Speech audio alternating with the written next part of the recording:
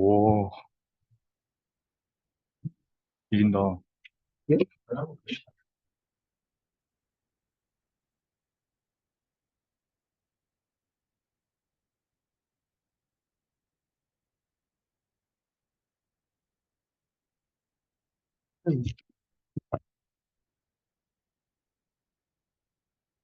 여기 화면 공유가 안 돼.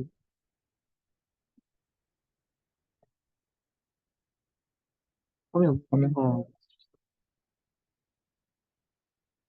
이 줌에서 이거 줌 활성화 시키라는 건가 보다. 맨 밑에 있잖아.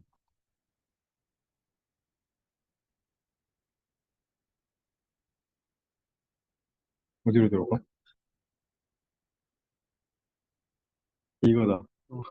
아, 됐다.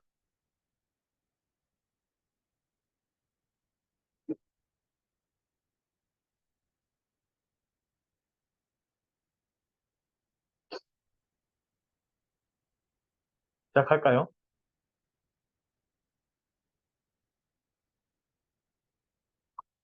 시작해도 되나요? 이번에 이제 4주차 발표를 이제 진행하겠습니다. 이번에 약간 저번 주에 이제 부회장님 발표하신 거 오진 않았는데, 한 거 이제 그거 좀 약간 리마인드 하고, 또 이제 부스팅 계열 모델들 좀 설명 좀 할게요. 먼저 이제 디시전 트리인데, 디시전 트리 자체는 저번 주에 한 걸로 알고 있어요. 그래서 좀 간략하게 보자면, 이제 결정 트리 모델 자체는 이제 메인 목적 자체는 데이터를 이제 적절한 기준점을 세워서 그 기준점을 대로 데이터를 잘 쪼개는 게 이제 목표라고 이제 알고 있습니다. 그래서 그럼 잘 쪼갰다의 기준은 무엇으로 정하냐라고 하면은 이제 여기서 불순도라는 얘기가 나와요.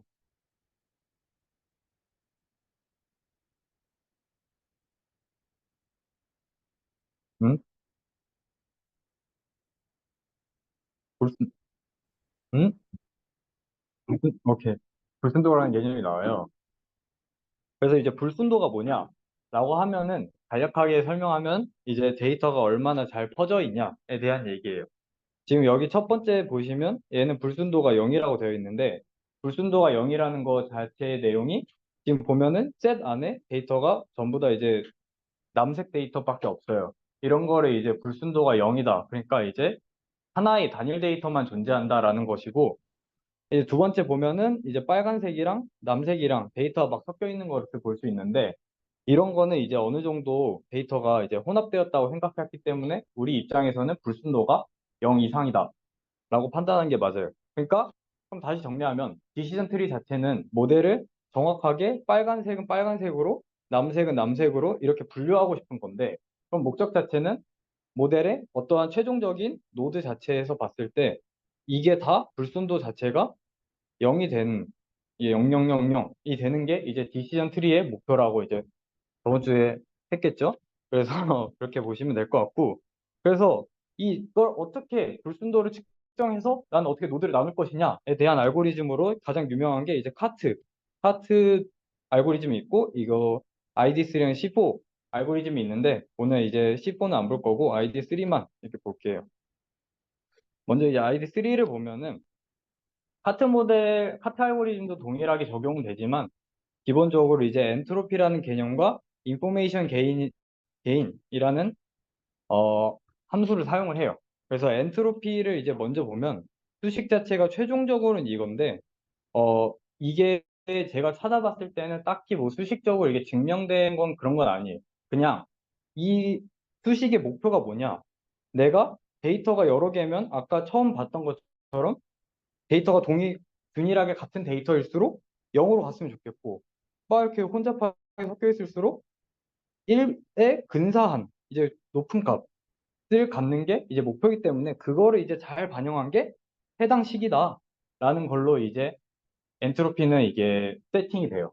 그래서 그냥 이제 받아들이시면 되고 그리고 다음은 이제 인포메이션 게인이라는 이제 함수가 나오는데 인포메이션 게인 자체는 이제 알고리즘 상에서는 이제 노드를 나눌 때 이게 적절한 기준점이냐 아니냐 판단하는 기준이라고 보시면 돼요. 그래서 보시면 식 자체가 굉장히 이제 이게 뭔 소린가 싶을 정도로 이제 복잡하긴 한데 간단하게 얘기하면은 만약에 우리가 어떠한 기준점으로 데이터를 갖고 있어요.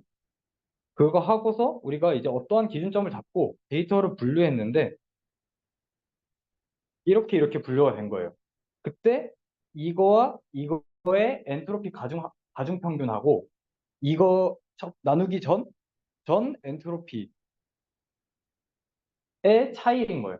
그냥 그렇게 받아들이시면 돼요. 그거 이제 인포메이션 게인이고, 그 우리가 생각해야 될 거는 이 인포메이션 게인 자체가 최대화되도록, 커지도록 노드를 잘 쪼개면 된다. 이제 그렇게 생각해 주시면 됩니다. 그래서 ID3 알고리즘이 뭐냐? 내용이 있는데, 우리가 어떠한 거를 데이터를 나누고 싶어요. 그냥 가장 이제 우리가 보편적으로 생각할 만한 데이터는 0과 1로 된 이제 범주형 데이터 변수겠죠. 뭐 만약에 뭐 y가 예쁘게 y라는 게 뭐 0, 0, 0, 1, 1, 1 있고 x1이라는 뭐 보조 변수가 있겠죠. x11, x12, x13 자자자자 있고 또 x2라는 보조 변수가 있을 거예요. 그럼 x21, x22, x23 짜자자자 이렇게 있을 건데 ID3 알고리즘 메인 아이디어는 뭐냐? 먼저 X1으로 분류를 해보는 거예요. X1으로 분류해봤을 때 아까 얘기한 인포메이션 게인을 측정해보고 그 다음 X2로 한 번 더 다시 계산을 해보고 그때도 인포메이션 게인을 측정해보고 이렇게 하면은 우리가 만약에 N개의 피처를 갖고 있다고 생각을 하면은 이걸 N번 이터레이션 했을 때 가장 최대가 되는 피처를 선택하는 거예요. 그게 여기서 이제 예시를 보면 이제 아웃룩이라는 피처 자체가 N개의 피처 중에서 가장 인포메이션 게인이 높아질 수 있는 기준점이 될 수 있다라고 판단이 돼서 처음에는 이제 아웃룩으로 나눠주게 되는데 아웃룩 변수 안에는 지금 써니, 오버캐스트, 레인 총 세 가지의 카테고리컬 데이터가 있어요. 그러면 이제 그 다음엔 아웃룩으로 이 데이터를 써니, 오버캐스트, 레인 세 가지로 분류했으니까 그 다음에 이 써니라는 데이터만 모아서 또 다시 모든 변수에 대해서 인포메이션 게인을 다 측정해 보는 거예요. 그랬더니 이제 습도를 사용했을 때 써니라는 데이터를 제일 잘 분류했다라는 두 번째 기준이 세워지고 또 그걸 기준으로 이렇게 나누는 거예요. 이게 이제 ID3 알고리즘의 이제 아이디어다 이제 생각하시면 됩니다. 그 다음 이제 카트 알고리즘인데 보통 이제 머신러닝 모델에서 분류 모델이나 레그레이션 모델 하면은 보통 카트가 제일 많이 쓰이긴 해요. 그래서 카트 좀 이제 자세히 봐주시면 되고 카트 알고리즘의 생각은 뭐냐면 아까 이제 ID3 그쪽에서는 이제 엔트로피를 사용해 갖고 인포메이션 게인을 측정했는데 얘네는 이 엔트로피를 사용을 안 하고 이 지니 계수, 지니 인덱스를 사용해서 측정하겠다는 거예요. 지금 보시면 확률 값에 따른 이제 지니 인덱스 값이랑 엔트로피 값의 그래프 비교 값인데 보시면 이제 알겠지만 가운데 값에 갈수록 엔트로피가 지니 계수보다 훨씬 더 높은 값을 갖고 끝단 가서는 거의 동일하게 00이 나오는 걸 볼 수 있어요. 그래서 이거가 조금 차이가 모델에서 성능 차이가 나올 수 있을 것 같다라는 생각이 들긴 하는데 아무래도 이 가장 큰 값이랑 가장 작은 값이랑 차이가 있기 때문에 모델 입장에서도 이런 차이 자체에 대해서 굉장히 민감하게 받아들일 거고 그럼 그 차이 때문에 어느 쪽으로 한쪽으로 쏠릴 경향성이 있을 것 같은데 이제 카트 논문에서 쓰였던 이제 저자의 말을 빌리면 엔트로피나 이제 진위 계수나 성능적인 면에서는 큰 차이가 없었다.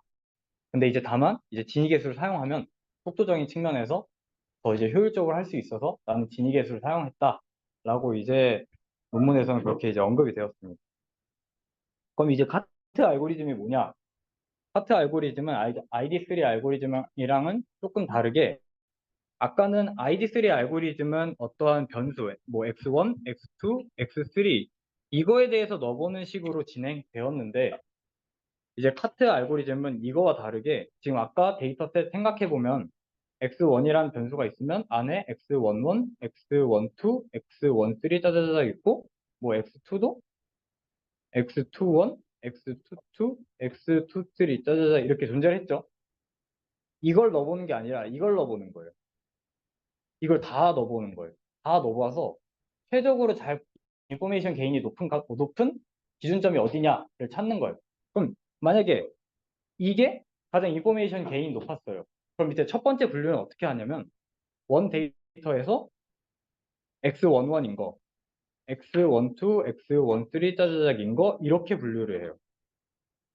그러니까 얘는 조금 다르게 노드 자체가 하위 노드로 내려갈 때 3개, 4개, 5개 이렇게 되는 게 아니라 무조건 2개로 진행이 돼요. 그 차이점이 있다고 보시면 될 것 같고 아무래도 이거 카트 알고리즘 자체는 모든 데이터 값들에 대해서 다 훑어보는 식으로 진행이 되기 때문에 컴퓨팅 문제가 좀 심각할 것 같은데 그거를 아마 진위계수를 이용해서 해결하고자 했던 게 아닐까 이제 생각이 됩니다. 네. 여기 보면 이제 한 번 더 언급을 했는데 이제 ID3 알고리즘에서는 이제 아웃룩이라든지 템퍼레이처, 휴미디티, 윈디 이렇게 변수들만 사용했고 파트에서는 아웃룩이면 써니인 거, 오버캐스트인 거, 레인인 거 이렇게 다 따로따로 나눠서 했다. 그렇게 이제 PPT 봐주시면 될 것 같아요. 다음 이제 부스팅인데 빨리 끝나겠네. 빨리 끝나.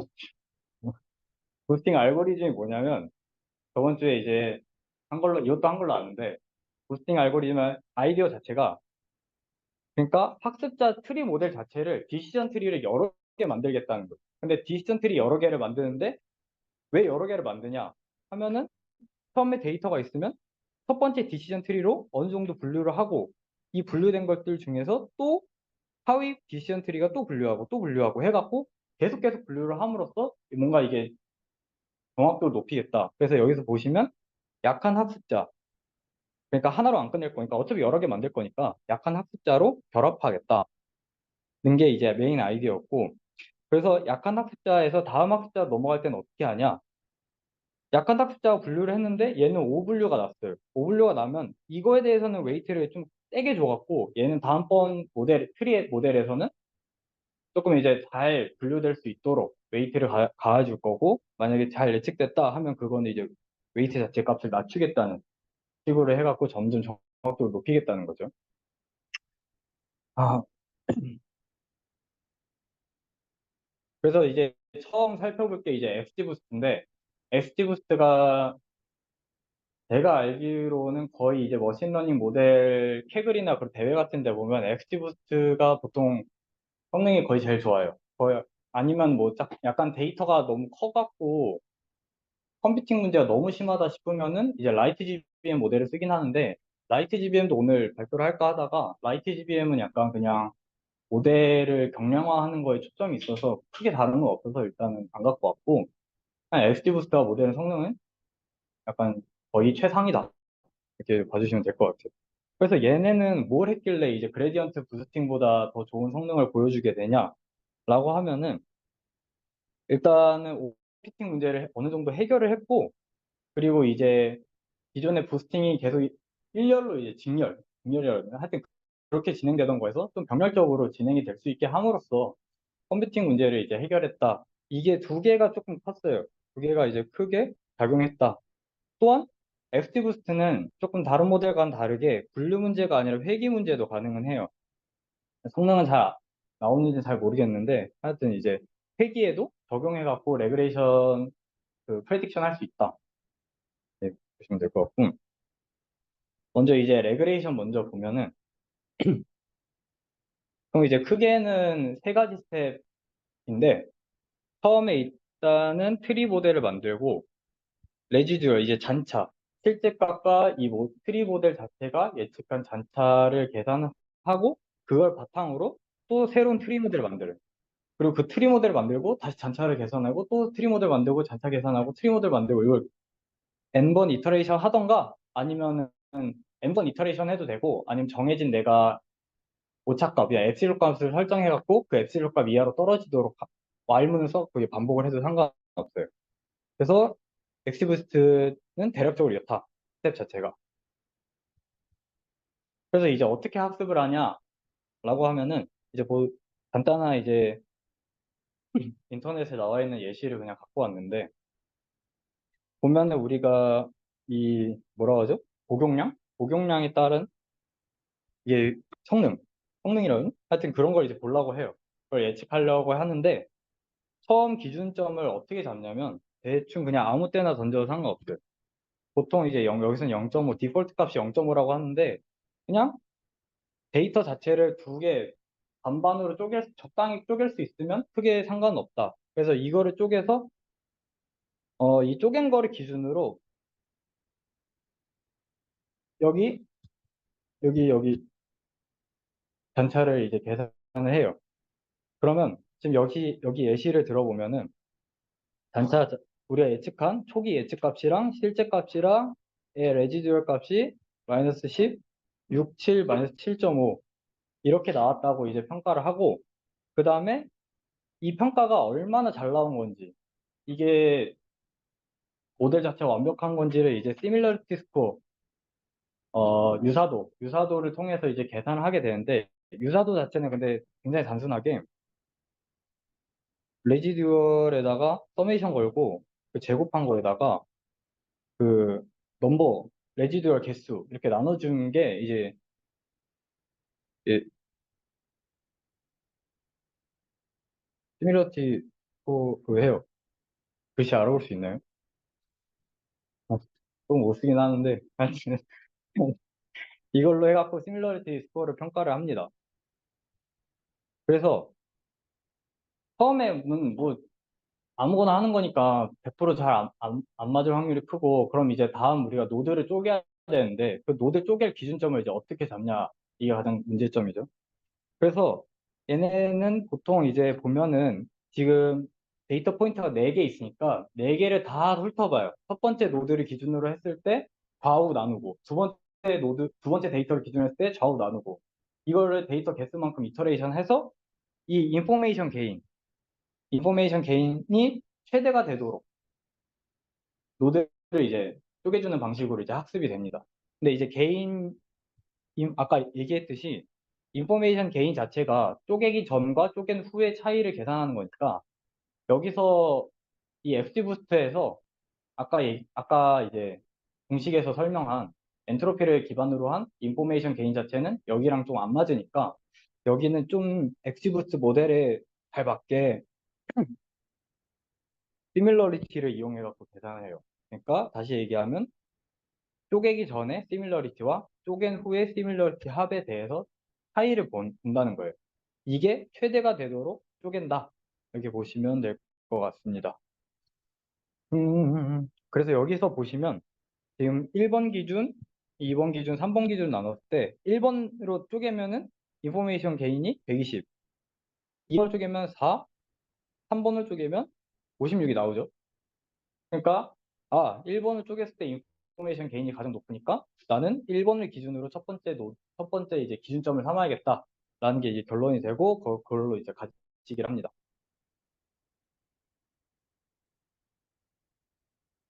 응? 왜 똑같은 게 두 개 있지? 하여튼 이런 방식으로 트리를 계속 쌓게되고 근데 아무래도 트리를 계속 쌓다 보면 어느 순간에 오버피팅 문제가 나오겠죠.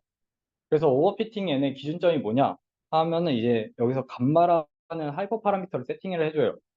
감마라는 하이퍼 파라미터 세팅을 어떻게 설정해 주냐면 내가 생각했을 때 인포메이션 게인이 어느 순간 넘어가는 순간부터는 더 이상 분류를 안 해도 괜찮을 것 같아.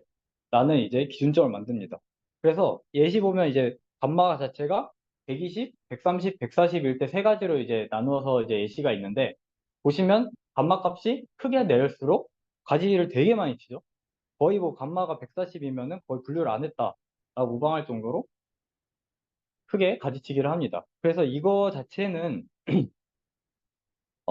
거기 논문에서 보면은 이거 하이퍼 파라미터에서 이거 자체는 이제 개인적인 연구자의 주관에 의해서 설정된다라고 얘기를 해요.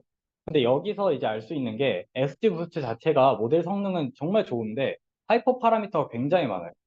뭐 노드 깊이나 뭐 가지치기 아까 여기서 얘기했듯이 감마라든지 뭐 정규항 텀이라든지 이게 되게 하이퍼 파라미터가 많아서 연구자의 주관이 엄청 많이 들어가서 그냥 단순히 패키지만 돌렸다가는 이제 생각했던 것만큼 모델 성능이 안 나와서 패키지를 돌려보고, 잘 안 나오네? 데이터 살펴보고, 하이퍼 파라미터 수정하고, 계속 이걸 반복해야 돼. 그래서 좀 그게 단점이다. 이렇게 볼 수 있어요.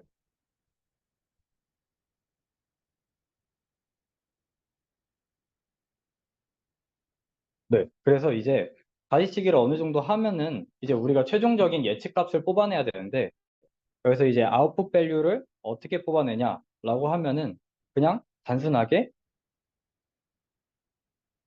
이거에다가 우리가 알고 있는 초기 오차값, 그러니까 우리가 초기 세팅했던 여기에 0.5죠. 초기 세팅한 이니셜 밸류를 그냥 더해주는 식으로 해도 돼요. 근데 이게 그레디언트 부스팅의 아웃풋 밸류를 산출하는 방식인 걸로 아는데, 엑스지 부스트는 여기서 한 번 더 꼬아요. 약간 그레디언트, 아니, 오버피팅을 막기 위해서 지금 아웃풋 밸류에 밑에 보면은 람다라는 파라미터가 있죠. 람다라는 파라미터의 의미 자체가 뭐냐면, 만약에 우리를 이거를 그냥 썼으면은 마이너스 10.5가 나오는 게 정상이에요. 근데 이거 자체는 이렇게 되면 오버피팅 일어나니까 나는 이거를 좀 낮출 거야 라고 해갖고 보시면은 원래 1에다가 1이라는 값을 더 추가해갖고 마이너스 5.25라는 값을 바꿔요. 그러니까 최종적인 예측값이 0.5에다가 마이너스 5.25 해갖고 마이너스 4.75 이렇게 값이 바뀌는 거예요. 그러니까 값을 의미로 자기 마음대로 줄이겠다는 거죠. 그래서 이런 어차피 이렇게 해도 되는 이유가 여기서 보면은 마이너스 4.75가 나올 거, 최종 아웃풋 마이너스 4.75가 나올 것이고, 그럼 그것 때문에 또 잔차가 생길 건데, 그 잔차 값은 다음 트리 모델한테 맡기겠다는 거예요. 다음 트리 모델에 또 맞출 거니까, 이거 그냥 넘기고, 우리 지금 현재는 이 뭐 트리에 대한 오버피팅만 막아버리자. 약간 그런 생각으로 이제 정교화 텀을 넣어줬다. 이제 그렇게 생각해주면 될 것 같아요. 그래서 이제 정규화 쪽을 다시 얘기해보면, 아까 시밀러리티 계산했을 때 약간 PPT에 보면 알 수도 있겠었겠지만 시밀러리티 계산할 때도 람다 값이 들어가거든요. 근데 이 람다 값이 들어가게 되면 의미 자체가 조금 달라지는 게 우리가 기존에 알고 있던 원래 나왔어야 될 시밀리티 값보다 낮아진다는 거예요. 그러니까 얘는 유사도가 되게 높은데 그 유사도에 비해서 작게 나오니까 값값들만의 시밀러티 차이가 굉장히 줄어든다는 거예요. 그러니까 이것도 하나의 얘네는 얘기하는 게 이런 것도 다 오버피팅을 막는 용도다. 이렇게 얘기를 하고, 여기에 그러면 의문이 드는 거죠. 아니, 람다를 맘대로 이렇게 넣어도 되나? 이렇게 주먹구구식 할 거면 그냥 다 람다 넣어갖고, 나 오버피팅 막았는데 이렇게 얘기할 수 있지 않냐? 하는데, 이거는 어느 정도 이게 수식으로 증명이 됐다. 이렇게 얘기를 하더라고요. 그거 수식은 좀 뒤에서 자세히 볼게요. 그래서 이제 여러 개의 트리를 만들 건데, 지금 보시면 우리는 이 한 트리에 대해서만 얘기를 한 거고, 아까 얘기했듯이 람다라는 값에 의해서 어느 정도의 잔차를 남겨준다고 했잖아요. 그 잔차 값을 다음 트리 모델에 넘겨줘요. 근데 이 넘겨줄 때도 그냥 넘기는 게 아니라 에타라는 하이퍼 파라미터로 러닝 레이트를 잡습니다. 그러니까 얘는 또 XGBoost에서는 뭐 근데 그레디언트에서도 똑같긴 했지만 에타라는 하이퍼 파라미터가 또 살아있다. 하이퍼 파라미터가 굉장히 많다. 라고 보시면 될 것 같아요. 그래서 이거를 여러 번 반복해서 무한정 해버리면은 어느 정도 이제 실제 값에 근사한 값이 나올 수 있다라는 게 이제 스티브스의 아이디어다 보시면 될 것 같습니다. 이제 우리가 궁금한 거 이제 클래시피케이션이 어떻게 하냐, 레그레이션은 알겠는데 클래시피케이션은 이제 아무래도 분류를 하는 거다 보기 때문에 불순도에서도 봤듯이 약간 확률값으로 사용하는 게 보편적이잖아요. 그래서 얘네도 시밀러리티를 살짝은 바꿔서 확률값을 넣어줘요. 근데 이게 제가 생각했을 때는 거의 차이가 없는 게 지금 이 예시를 보면은 아까는 여기 이 값 자체가 다양한 값이 나올 수 있는데 우리는 분류 문제는 1 또는 0으로 가져가는 거니까 어차피 그냥 아까 값에서 그냥 1 또는 0밖에 안 나오는 값이라 이렇게 생각을 해도 무방하다는 거죠. 근데 물론 이거가 솔직히 조금 다르긴 하지만 어쨌든 근데 큰 틀에서 봤을 때는 비슷하다. 그래서 이제 이번에도 어느 한 0.5를 기준으로 잡고 단차를 구해서 시밀러리티 계산해서 시미트리 유번 이 방식으로 진행이 되고, 그 뒤에서도 계속 똑같이 앞에 레그레이션 했던 것처럼 하고, 그 잔차를 통해서 그 인포메이션 게인이 최대가 되도록 또 나누고 또 나누고 또 나누고 가지치기 하고, 에타 이용해 갖고 계속 그 단차 넘겨서 계속 트리 여러 개 만들고, 이런 방식으로 진행이 되는데, 레그레이션과 조금 다른 거는, 얘네는 이제 최종적으로 아웃풋 밸류는 확률 값이니까, 보시면 이제 로지스틱 이제 수식을 이제 사용해 갖고 진행이 되었고, 아까 레그레이션에서는 그냥 값 자체에다가 에타를 박는 식으로 진행이 되었는데, 여기서는 아무래도 값 자체에 에타를 박아버리면은 스케일링이 너무 작아지는 경향이 있어서, 얘네는 그렇게 안 하고 이 오드 값에다가 에타를 박아줌으로써 조금 약간 스케일링 어느 정도 조절했다, 이렇게 보시면 될 것 같습니다. 네, 이렇게 해서 여기도 이제 똑같이 앞에 레그레이션은 똑같이 진행한다, 이렇게 보시면 될 것 같아요. 한 시간도 안 넘네. 큰일 났다. 그래서 XGBoost 아까 수식을 조금 본다 그랬었는데, 지금 여기 수식을 보면은 지금 D라는 데이터셋이 존재해요. X는 이제 Y를 설명하기 위한 변수 자체라고 보면 되고, Y는 이제 우리가 최종적으로 예측해야 될 값이라고 보시면 될 것 같습니다. 그래서 이제 I번째 샘플은 N개의 피처를 갖고 있고, I번째 Y는 그냥 상수 하나 이렇게 갖고 있다고 보시면 될 것 같아요. 그래서 우리는 어떠한 모델을 통해서 Y 해시라는 추정치를 나올 거고, 그럼 우리가 궁극적으로 해야 될 거는 실제 Y랑 Y 햇을 낮추는 방식으로 진행이 되겠죠? 그래서 그거를 그대로 표현한 게 지금 여기, 이 L 자체는 로스 펑션 혹은 이제 코스트 펑션이라고 그래갖고, 실제 값과 가짜 값의 이제 차이를 나타낸 거죠. 그래서 뭐 이제 사용할 수 있는 게 뭐 MSE나 뭐 이런 거 사용해도 상관이 없겠죠?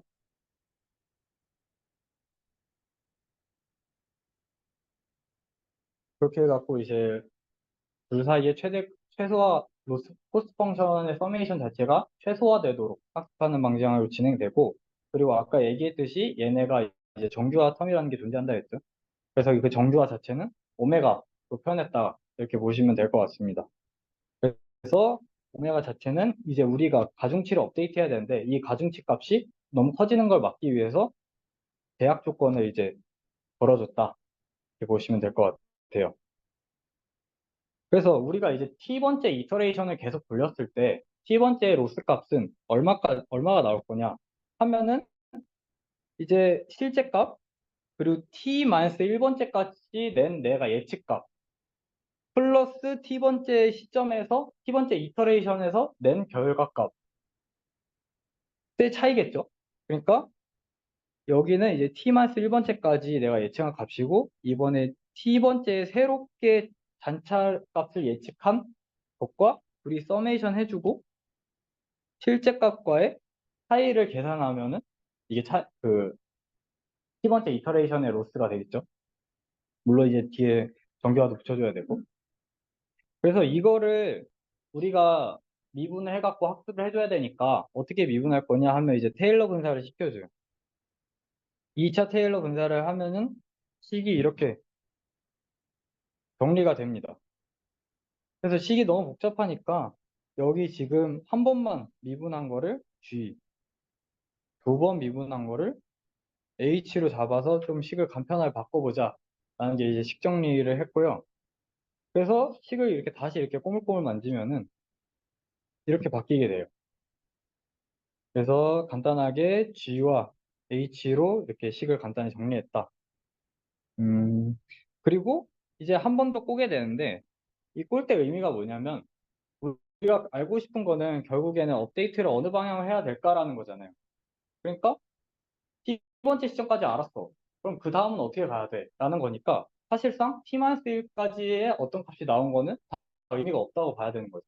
그러니까 즉, 다시 얘기하면 이 값 자체는 우리가 관심이 없는 그냥 상수텀으로 봐도 무방하다. 그래서 이 값이 빠져서 식이 이렇게 변형이 됐다, 이렇게 보시면 될 것 같습니다.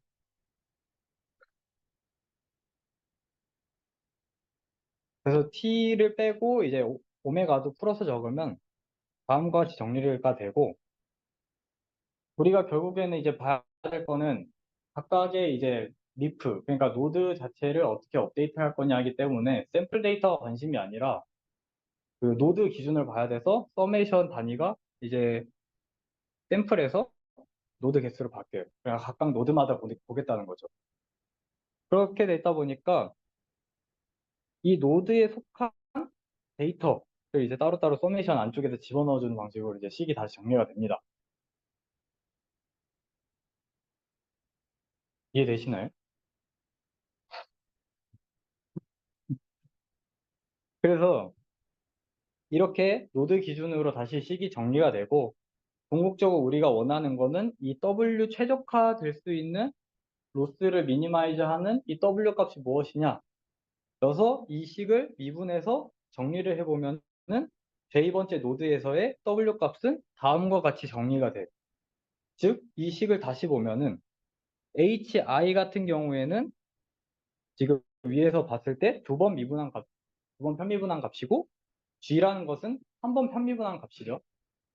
제2번째 노드에 속한 모든 것들의 두 번째 편미분 분의 첫 번째 편미분 서메이션 한 게 최종적으로 W의 옵티마이즈 된 값이다. 이렇게 이제 정리가 될 것이고, 이거를 다시 로스에다 집어넣으면 식이 이렇게 정리가 되겠죠. 그래서 우리는 이거는 의미하는 바가 쪼개기 직전, 그러니까 우리는 다음 스텝을 넘어가기 위해서는 쪼개야 되는데 어떻게 쪼갤 거냐가 지금 궁금한 거잖아요.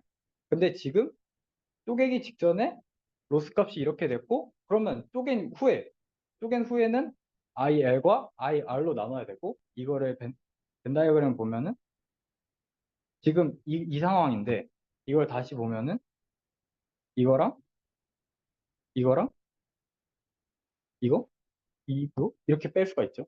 그거 식을 정리한 게 스플릿 값이에요.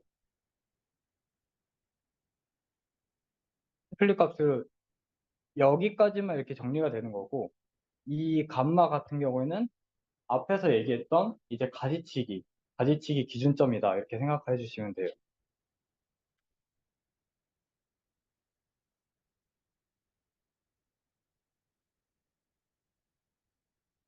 됐나요? 그래서 이게 알고리즘 수도 코드인데, 보시면 굉장히 단순해요. 지금 G라는 것과 H라는 것이 우리가 구하는 게 목적인 거고, 그럼 쪼갰을 때, 그러니까 어떤 거를 L, R로 쪼갰을 때 각각의 GL, HL, BR, HR 이걸 각각 다 구해보는 거죠. 그래서 구했을 때 앞에서 식 정리한 것에 의해서 이 값이 최적화되는 W였으니까 이 W랑 우리가 기존에 갖고 있던 값이랑 비교를 해보는 거예요. 그래서 근데 기존의 값이 어디서 나오냐면, 얘네가 이제 코드를 돌릴 때 모든 피처에 대해서 다 모든 이제 뭐라 그래야죠? 변수들에 대해서 다 훑어봐요. 다 이제 기준점을 다 세워보는 거야. 그리고 그거 세우고 GH 구하고 두 번째 해보고 GH 구하고 이거 다 해봤을 때 그 중에서 가장 맥스 되는 값을 최종적인 스코어로 하고 그걸 기준점을 삼겠다, 그리고 쪼겠다가 이제 얘네 엑스부스트 알고리즘이다. 내용은 좀 복잡한데 알고리즘은 굉장히 단순하다. 이렇게 보시면 될 것 같습니다.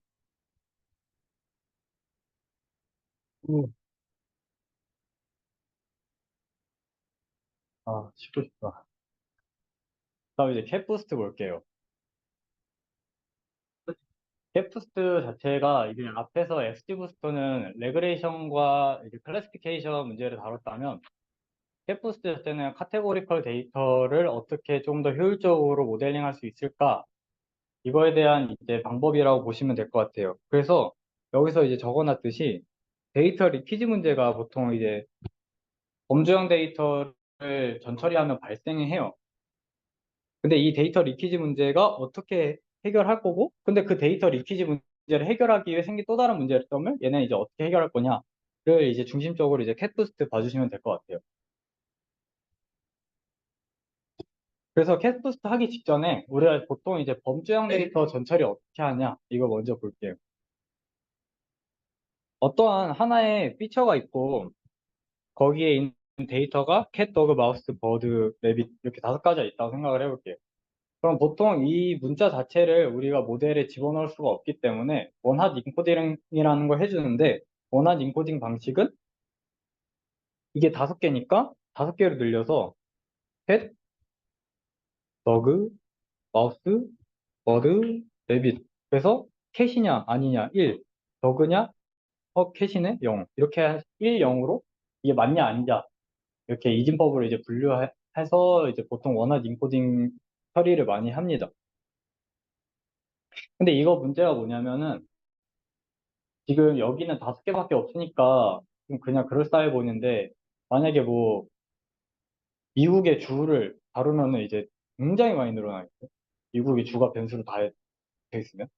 그래서 차원 자체가 굉장히 높아지고 그러면 이게 별로 고차원 가는 거는 뭐든지 데이터 분석에서 안 좋아하기 때문에 그 차원 문제가 좀 커요. 원하드 인코딩을.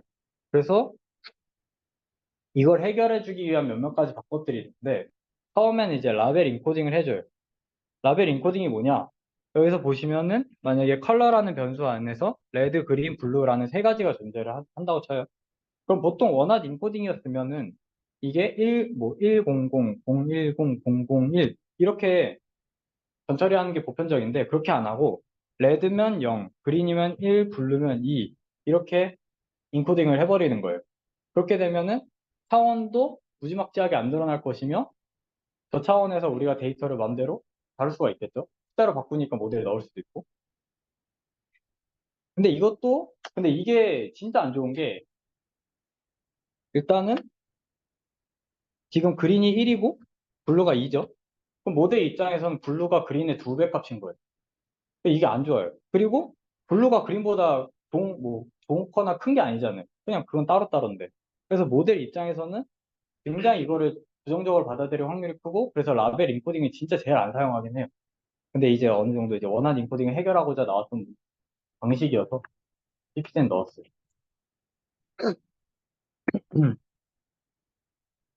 그래서 이거를 또 한 번 더 꼬아서 타깃 인코딩이라는 걸 만들게 됩니다. 아까 문제 자체가 뭔가 값들 사이에 관계성이 없는데 내가 뭔가 0, 1, 2로 해버림으로써 관계성을 어거지로 만들어버리니까 그러면은 유의미한 관계성을 도출해 보자 라는 게 이제 타겟 인코딩이고 보시면은 레드는 0, 뭐 첫 번째 레드 0, 레드 0, 1, 0, 0 이렇게 돼 있죠. 우리가 예측해야 될 타겟 변수가 있고 그 타겟 변수의 평균 값을 레드에다 집어넣겠다는 거예요.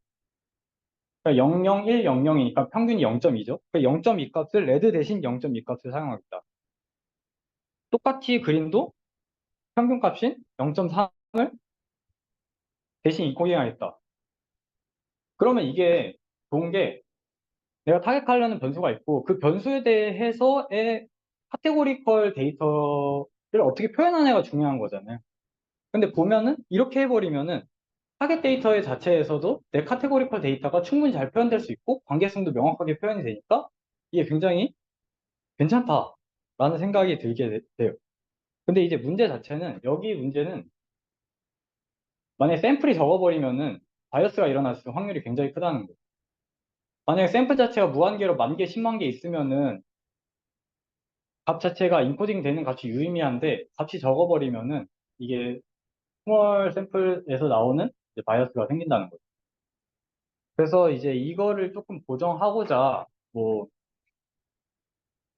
제가 찾아봤을 때는 이제 베이지안적 방법을 이용해서 인코딩하는 방식도 있고 아니면은 저희가 이제 사용했던 이제 컴플리트 케이스 어널리시스 쪽 보면은 적절한 웨이트를 찾아서 그 웨이트로 인해서 원래 데이터 값을 보정해주는 방식으로 진행이 되는데 그것도 여기 인코딩 값으로 사용할 수 있어요. 방법이 여러 가지다. 하여튼 바이어스만 피할 수 있으면은 웬만한 거는 다 써보는 느낌이다. 라고 이제 봐주시면 될 것 같아요. 그래서 다음은 이제 K폴드 인코딩 자체인데 앞에 타겟 인코딩 문제가 뭐였냐면 아까 그 샘플 바이어스도 있었겠지만 가장 큰 문제가 나는 타겟을 예측하고 싶은데 그 타겟 인포메이션을 인코딩에 넣어버리는 거예요. 그러니까 다시 생각해보면은 내가 답지를 미리 보고 문제지를 만들어 버리는 거예요. 그럼 문제지를 학습할 때는 답지가 은연히 정보가 들어가게 되죠. 그러니까 얘는 무조건 잘 될 수밖에 없는 거예요. 그러니까 다시 생각해보면은 트레인에서는 굉장히 잘 돌아가는데 테스트에서는 분포가 달라지면은 완전 모델이 망가지는 모습이 나온다. 보통 이제 오버피팅으로 생각할 수도 있는데 여기서 얘기한 걸로는 이제 이게 데이터 리키지 문제다. 그러니까 데이터가 유출이 된 거죠. 정보 값이 유출됐다. 데이터 리키지 문제가 발생했고 이거를 좀 이제 어떻게 해결할까에 대해서는 이제 우리가 알고 있는 K폴드라는 아이디어 자체를 갖고 와요. 그래서 K폴드 아이디어가 뭐냐? 이렇게 데이터셋이 7개 8개 있을 때 셋 자체를 여러 개로 나누게 됩니다. 그러면 그 다음에 여기 레드에 들어갈 값들 어떻게 뽑냐면 다른 셋에서 갖고 와요. 그러니까 여기서도 이 그린을 뽑을 때도 여기가 이제 그린이 없으니까 뭐 0으로 들어가 있죠. 하여튼 이렇게 다른 셋에서 갖고 온다라고 보시면 될 것 같고 음, 뭐 할 얘기 있었는데 하여튼 하여튼 이제 K폴드를 하면서 여러 개를 교차하니까 어느 정도 이제 데이터 리키지 문제를 이제 해결한 방식이다 이렇게 생각해 주시면 될 것 같아요.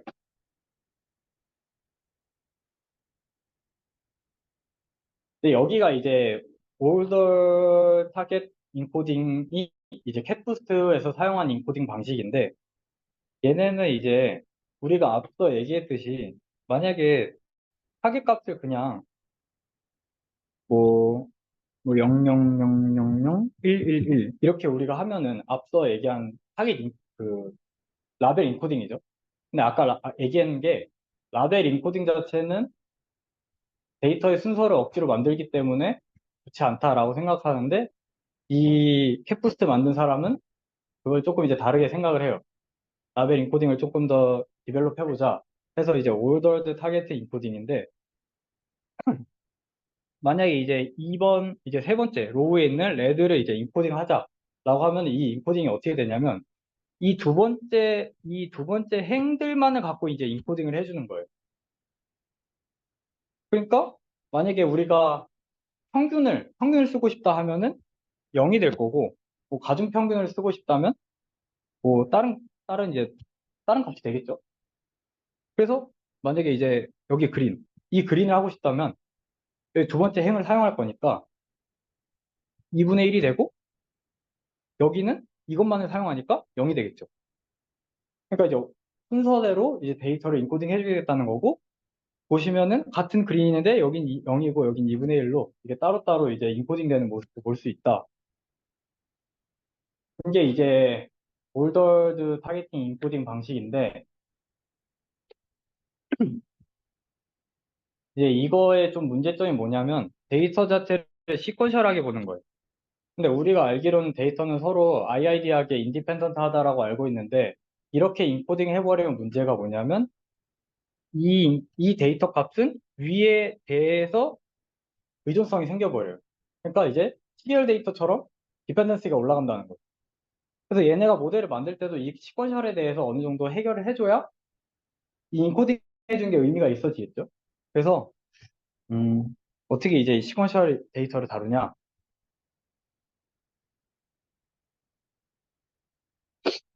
이거는 셰프스트는 인터넷에 사진이 없어 그게 없어갖고 그냥 수도코드로 바로 들고 왔는데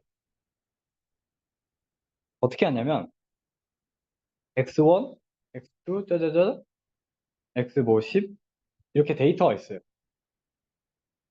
이렇게 데이터 된 거를 퍼뮤테이션을 돌려요. 그러니까 1, 2, 3 이 순서가 아니라 뭐 x3, x4, x1, x6, x 뭐 2 그래서 이렇게 순서대로 바꿔버립니다. 그럼 이제 모델이 학습할 때는 어떻게 하냐면 이것만을 갖고 학습하고 이것만을 갖고 학습하고 또 이것만을 갖고 학습해요. 그러니까 여러 번 계속 한다는 거예요. 약간 부트스트랩 느낌으로 계속 트리를 만들어서 계속 예측값을 만드는 거예요. 그렇게 어느 정도 계속 무한에 가까운 계속 예측값을 만들다 보면 어느 정도 이제 수렴할 것이다 라는 게 이제 여기 아이디어고, 좀 이제 수도 코드를 좀 자세히 보면은, 이제 여기 시그마 자체가 순열 값이에요. 그냥 가령 이제 얘기하면은, 뭐 1부터 10까지의 순서를 알려주는 형식이죠. 그래서 시퀀스 자체가 값이 들어, 뭐 2, 3, 4, 5, 뭐 1, 8, 뭐 이렇게 들어가는데, 그 의미 자체가 이 2는 첫 번째 x1은 순서가 두 번째고, 두 번째 x2는 순서가 세 번째다.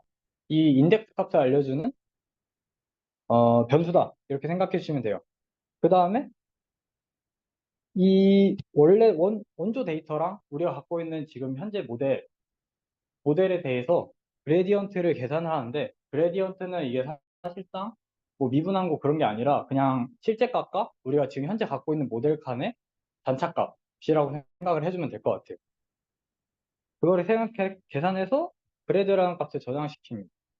그 다음에 1부터 S, 그냥 총 데이터 중에서 랜덤하게 하나를 선택을 해줘서 그걸 R 값으로 놨어요. 랜덤하게 왜 선택을 하냐면, 아까 보면은 이렇게 학습하고 이렇게 학습하고 이렇게 학습한다고 그랬죠.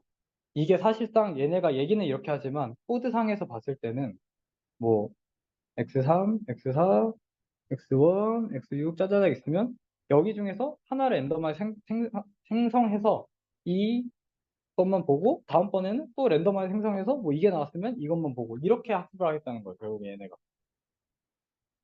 하나하나씩 보면은 뭐 약간 개수 제한이 있어서 그런지 모르겠는데, 하여튼 랜덤하게 샘플링 해갖고 그걸 학습한다. 그래서 우리는 지금 시퀀셜하게 바꾼 데이터를 보는 거기 때문에 플레인 쪽은 안 봐도 되고 올더드 쪽만 보시면 돼요. 그래서 여기 보면은 또 그레디언트를 이렇게 계산하는데, 그레디언트가 어디까지 계산하면 우리가 골라둔 순열 전까지만 계산합니다. 그래서 그걸 G라고 그래요. 그래서 MT 트리를 만들고 트리에 대해서 모든 나눌 수 있는 기준점을 다 살펴보게 됩니다. 여기서 이제 포문이 돌아가요. 포문이 돌아가는데 어떤 방식이냐? 여기 올더드를 보면은 지금 T 리프에 대해 그 R 리프에 있는 것 중에서 P라는 데이터셋의 값을 이제 볼 건데, 그 볼 때 이제 이터레이션을 I까지 돌릴 건데 어디까지 돌리냐? P 전까지만 돌리는 거. 그러니까 데이터가 만약 이게 P라고 그러면 여기까지만 데이터를 보고 평균 그래드를 구하겠다.